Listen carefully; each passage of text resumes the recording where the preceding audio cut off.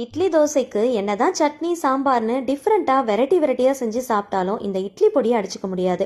என்னுடைய ஸ்டைலில் எப்படி செய்யுதுன்னு பார்க்கலாமா? பேனில் 1/4 கப் கடலைப்பருப்பு, துவரம்பருப்பு, கருப்பு உளுந்து, அரிசி, பொட்டுக்கடலை, வெள்ளையல் இது எல்லாத்தையுமே ட்ரை ரோஸ்ட் பண்ணிட்டு தனியாக எடுத்து வச்சுக்கோங்க.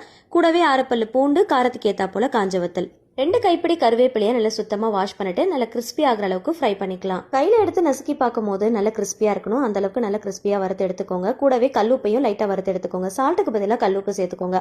கொஞ்சமாக நல்லெண்ணெய் சேர்த்து அதில் 2 கட்டி பெருங்காயமும் ஒரு சின்ன துண்டு புளியும் வறுத்து எடுத்துக்கலாம். ஒவ்வொரு பொருளையும் வறுக்கும் போது மீடியம் ஃப்ளேமில் வச்சு கலர் மாறி வாசனை வர அளவுக்கு வறுத்துக்கோங்க. வறுத்த உடனே அரைச்சிடாம பிளேட்டுக்கு மாற்றி ஆறுனதுக்கு அப்புறம் மிக்ஸி ஜாரில் மாற்றி கோர்ஸாக அரைச்சிக்கோங்க. அரைச்ச உடனே ஸ்டோர் பண்ணிடாம அகைன் ஒரு பிளேட்டுக்கு மாற்றி நல்லா ஆறுனதுக்கு அப்புறமா இந்த மாதிரி கிளாஸ் பாட்டிலில் போட்டு டைட்டாக ஸ்டோர் பண்ணி வச்சிங்கன்னா 1 மந்த் வரைக்கும் ஸ்டோர் பண்ணி யூஸ் பண்ணிக்கலாம். என்னதான் விதவிதமா சட்னி சாம்பார்னு செஞ்சு சாப்பிட்டாலும் இந்த இட்லி பொடிக்கு ஈடாகாது. இதுல கொஞ்சமா நல்லெண்ணெய் அப்படி இல்லைன்னா நெய் சேர்த்து ஒரு புரட்டு எடுத்து சாப்பிட்டு பாருங்க. அப்படி இருக்கும். இப்பவே ரெசிபியை சேவ் பண்ணிக்கோங்க.